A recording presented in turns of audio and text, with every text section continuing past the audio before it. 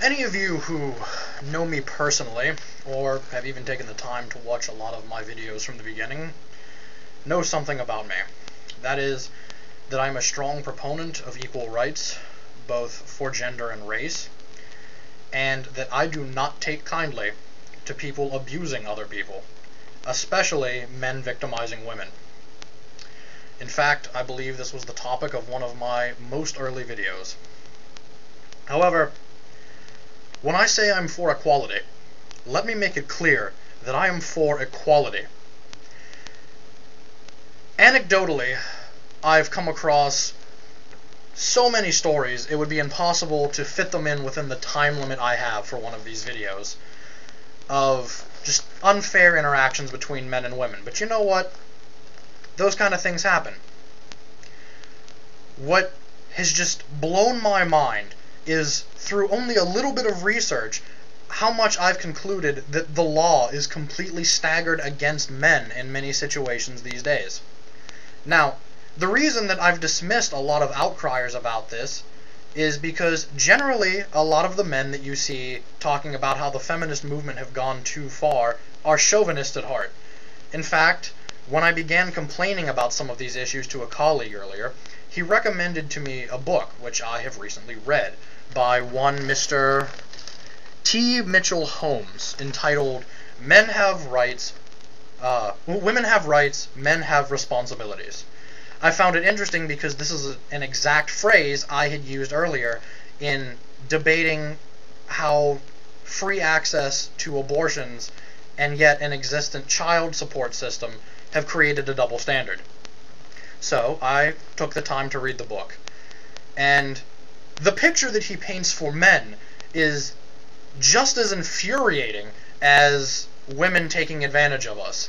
His image of a man is a person who has absolutely nothing on his mind except at any moment satisfying his most base instincts for sex. That is his whole life's ambition.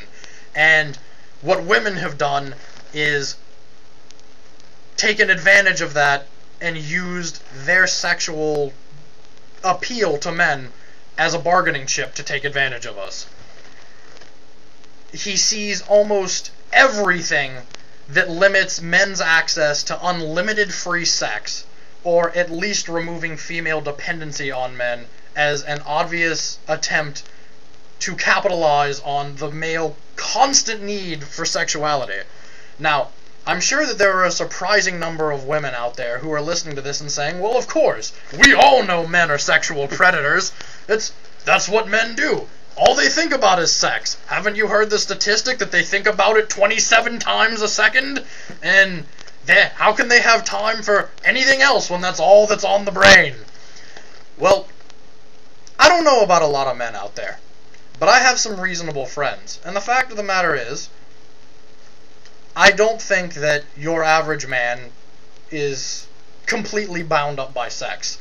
I do believe that a lot of these bad boys and, frat boy alpha male types see women as sex objects to basically use as masturbatory aids and throw away. And let me be clear when I say I find that kind of behavior absolutely despicable. But you know what I find more despicable? Before I begin, I feel the need to say I'm willing to take the very controversial position that rape is bad. I mean, for Christ's sake, I was a member of Revision when I was an undergrad. But I was shocked to discover that while I'm sure from a statistical point of view, the vast majority of rape is perpetrated by men and perpetrated against women, that there are in fact a number of jurisdictions that do not even criminalize the sexual assault of a man. You want proof of this? Just for one example to start your research, try Indiana. In Indiana, the law is structured such that having forcible intercourse with a man is not a crime. Sex is rape is specifically defined as a man having forcible intercourse with a woman, whether that be by means of direct force or threat, or by means of taking advantage of a state where she can't give consent, i.e. being drunk or drugged or the like. Now, if the roles are reversed, obviously there is some form of assault if you can get a court to arrest a woman for beating up a man when she uses brute force to take advantage of him. However, the key thing is, you go out to a bar, a woman is drunk enough that a court will rule that she couldn't legally give consent, and you're going to jail for a long time. Now, I have been the person who has stepped in and on a couple of occasions stopped men from taking advantage of women in these situations. I know it's a problem, and I want to be very clear that it is wrong. But what is even worse is that if a man goes out and gets way too drunk and doesn't know what he's doing and is, for lack of a better word, forced to consent, then no crime has been committed. Absolutely none. She can do this, admit it to a judge, and the case will go right out of court because there's not even a crime. There is absolutely no law against it. And not only that, in a number of the states where rape is defined as a gender-neutral term, obviously consent is an affirmative defense. Now, when they say consent, it doesn't necessarily have to be just manifest consent. You don't have to sit there and very formally say, you know, are you willing to engage in sexual intercourse? Why, yes, I think that that would be a lovely evening. Obviously, we have other means of showing our consent, and so the standard is whether a reasonable person should have known that consent wasn't being given. Now, the two problems are, one, a lot of jurisdictions take the attitude that men actually delude themselves into thinking that consent is being given when it's not, and that only men are capable of making this mistake. And so, when no explicit consent, like the very rigid thing that I have portrayed, is given, then, unless there are some ridiculously obvious signs, it is usually taken that the man was just kidding himself, and obviously there was no sign of consent, because never in the history of man has a woman ever filed false rape charges. I mean, it's not like I ever personally saw women threatening men with false sexual harassment claims unless they gave them something. This is some behavior that I saw as early as middle school. I'm not trying to say that every woman engages in this behavior. I'm trying to say that there are absolutely no safeguards against it. Now, even beyond that, remember, the test is whether a reasonable person should have known. Now, because of that, in those jurisdictions, frequently courts have ruled that an erection is a sign of consent. Because, as we all know, erections are purely voluntary. That's why no 13-year-old has ever had an embarrassing moment, and why there's no need for Viagra. I can kind of see where the logic comes from, that some woman would just assume, well, it looks like he's ready, therefore he's consenting. But there is no defense against this. This is a clear situation where women have the rights of protection, and men have the responsibility to be prudent, but there is absolutely no defense to the reverse. Now, whether you are a person who is staunchly pro-choice or not, we live in a society where there is relatively open access to abortion if you can pay for one. You know, and as long as you have it done before a certain point in the pregnancy, which is a reasonable precaution even if for just health reasons. It's a lot more dangerous for a woman to have an abortion the later she waits. It's medically sound to do it as soon as possible. Now, women have full control over their reproductive rights. This allows them to engage in sexual intimacy without having to worry about the consequences of bearing a child. Men, on the other hand, are required to pay child support if they have an unwanted pregnancy. Now, I know a lot of you are going to say that it's absolutely asinine, and I'm clearly some sort of chauvinist pig for coming up with this kind of an idea, but why can't a man, for lack of better phraseology, terminate or abort his responsibility to an unwanted child. If you're clear in going into a sexual encounter that you don't want kids, and she understands that, I don't see why you should conceivably be held to any more financial liability than the cost of a procedure to terminate the pregnancy. Now, I think it's a shame that a lot of people see physical intimacy as something so cheap. But, as a person who believes that people should be allowed to do what they want, I don't think we should be taking away the rights of people to do what they want. If you, as a consenting adult, want to go out and have as much free sex as you want, then even if I wouldn't engage in that kind of behavior, I have absolutely no right to stop you. I'm just saying that it's unfair that men have the responsibility of taking advantage of an unwanted child when women have the unquestioned right to just get rid of any of that kind of responsibility. Now, the problem is, a lot of the men who bring up these kind of arguments are like Mr. Holmes here, who really are just scorned chauvinists who want the right to be able to use women as sex objects and have them be dependent on them. In fact, from a lot of what I've read, this man has, in fairness, been mistreated by a number of women from his anecdotal stories. But the man clearly has absolutely no respect for women and sees sex as the end-all be-all of life for the male. Because, you know, that's how us guys are. We're all crazy sexual predators, and all we care about is the next time we're going to get our rocks off. What I'm trying to say is, I'm done with it. If women want equality, then they can have equality. I have always said it's absolutely asinine to just get rid of half of your productive workforce for no reason. When I see a woman not getting paid as much for doing the same work, I see that as a travesty. However, when a woman legitimately can't pass a physical fitness test to become a firefighter, that's not discrimination. If women want all of the same rights, then they should have to take the same responsibilities. So, I've been trained ever since I was a little kid by both of my parents and by the school system that, you know, you're supposed to take care of girls. They're the fairer sex, or the weaker sex, as offensive as that may sound.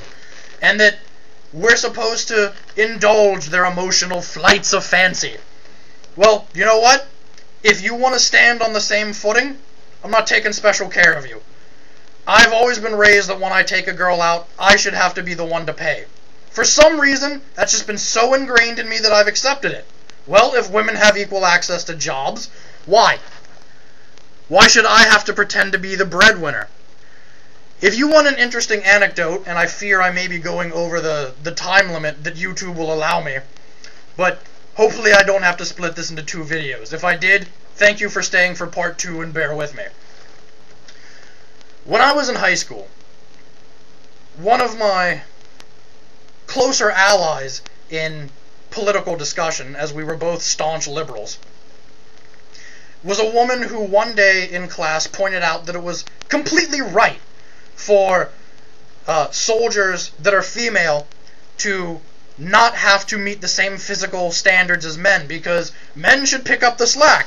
If the tests are too hard for women, and it's keeping women away from being soldiers, then damn it, who cares if it puts men's life in the battlefield in jeopardy? You lessen the standards on the women to let them get out there, and don't you even think about ever making them eligible for the draft. They should have all the freedom they want to serve in the armed forces, but if it ever comes down to the draft coming back, it's a good thing they already don't have to sign up for selective service, but damn it, they better not get shipped overseas, because you don't draft women into combat. That's a man's job. Unless, of course, some woman wants to do it. You know what? If it's a woman's job too, then it's a woman's responsibility, damn it.